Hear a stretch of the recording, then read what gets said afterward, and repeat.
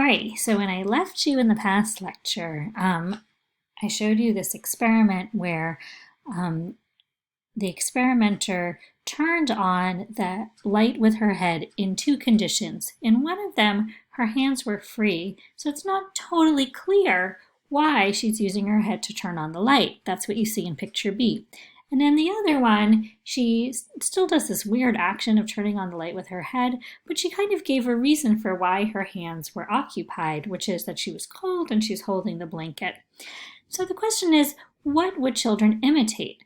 And what Garrigues hypothesized and what he found was that if children are kind of puzzled about why you're doing something a certain way, they reason that, well, there must be a reason she's doing it that way, even if I don't know what that reason is. So in condition B, where her hands are free, you can see that they're much more likely, over 60% of them, to replicate her action with high fidelity. They're going to turn on the light with their heads because they're not sure why she's doing that, but it seems like that's part of the game, that's part of the structure of the event, and so that's what they're going to imitate. In condition A, on the other hand, she does exactly the same action, turning on the light with her head, but there's a reason given for why her hands aren't doing it, and so they interpret the structure of the event differently. They think her goal is to turn on the light with her goal is to turn on the light, whereas in picture B, they think her goal is to turn on the light with her head. So in picture A, they think her goal is to turn on the light.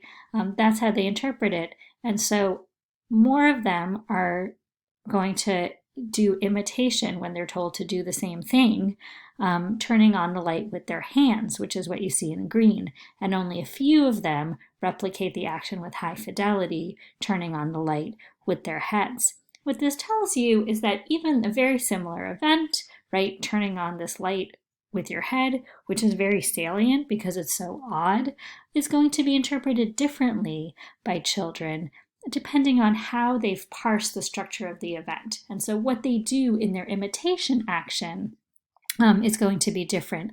And it also tells you some clues about how they're interpreting the goals in the event that they just watched. So we can use imitation as a lever to understand how children are interpreting the actions of other people.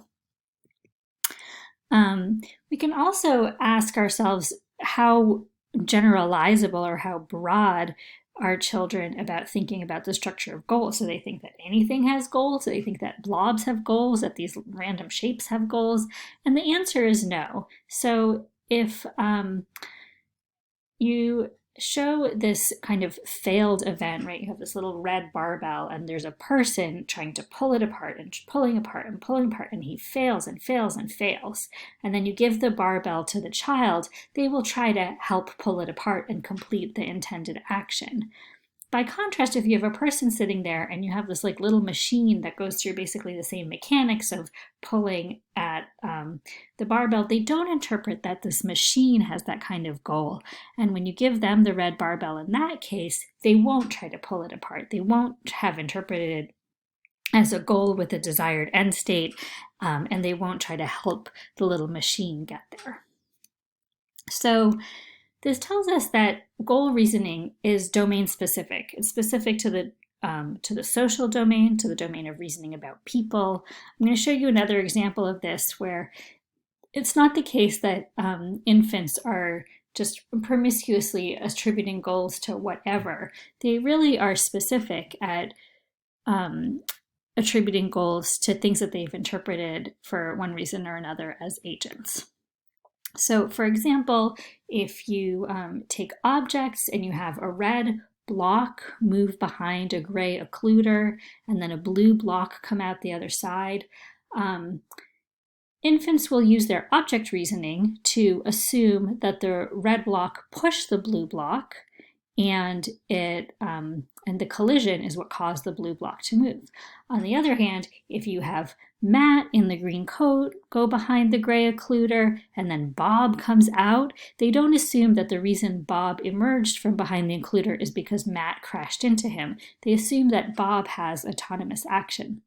And so when you then when you habituate infants to one of these two conditions, and then you lower the occluder and see what they expected, in the conditions where they saw the objects and now you remove the occluder, they're now surprised and they look longer if the blue guy comes out from behind the occluder without having been hit by the red guy, and they look less time as though they're not surprised, and what they were expecting is that the red block collided with the blue block and caused it to move. Their reasoning is inverted when they think about people. They're surprised when the occluder is lowered and they watch the event again. They see that Matt crashed into Bob and Bob came emerging out the other side. But they're not surprised if what they see when the occluder is removed, that Matt went behind the occluder and Bob stepped out, because humans, in their conceptualization, have the capacity for self-propelled motion and autonomous action. So you can see this discrepancy, this difference between how infants reason about objects and how infants reason about humans. Humans are self-propelled, they're agentive, they move on their own toward whatever they want. Objects are not agentive, they don't move on their own, they can't move without contact, and they're not autonomous. So just like you see that discrepancy in this example where they don't attribute goals to the weird little yellow object, you see it again here in their reasoning about contact and the causes of motion.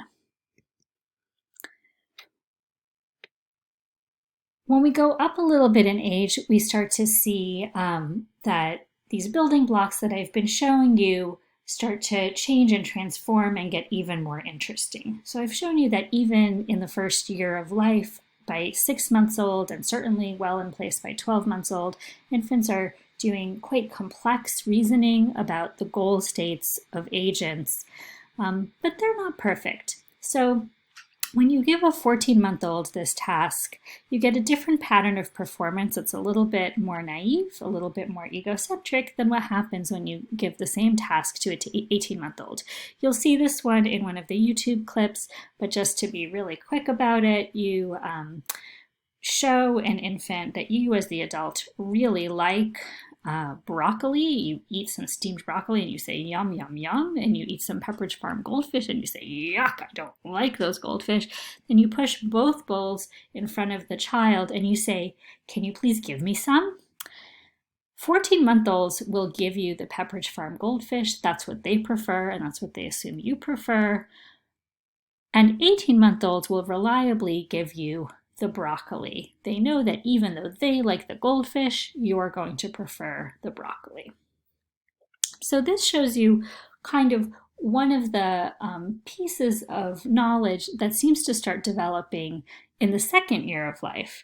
And there's a whole bunch of others. Some of the kinds of tasks that Felix Warneken does and that you could see in those clips, infants have at 14 months, some notion of being able to help, but they're not as nearly as fully developed as what you see in 18-month-olds. And that paper is up as optional reading on perusal, but the upshot is that 14-month-olds are about as helpful as chimps are, and 18-month-olds really go beyond that reasoning in order to do a much more complex analysis of what is this person's goal state, what is their desire, and how can I be of use to help them get there. As you go even later in development, you see things like the Smarties task and other tests of false belief, which we talked about a couple of weeks ago. Right, here's the example with the false contents, unexpected contents, where you have a Smarties box. Smarties are this British candy.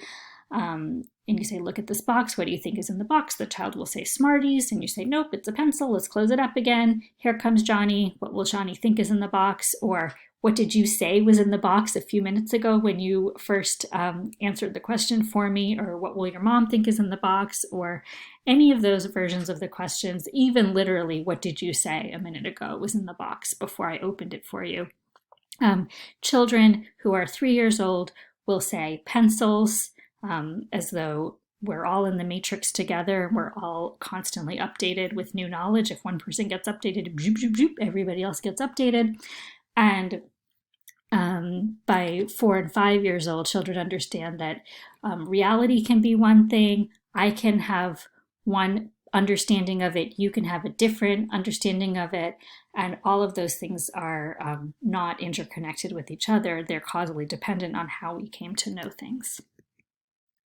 So to summarize the foundations of social development, within the first year, certainly by 12 months of age, infants clearly represent a sense of agency, right? Like that's beings that move on their own, have googly eyes, have contingent interactions, are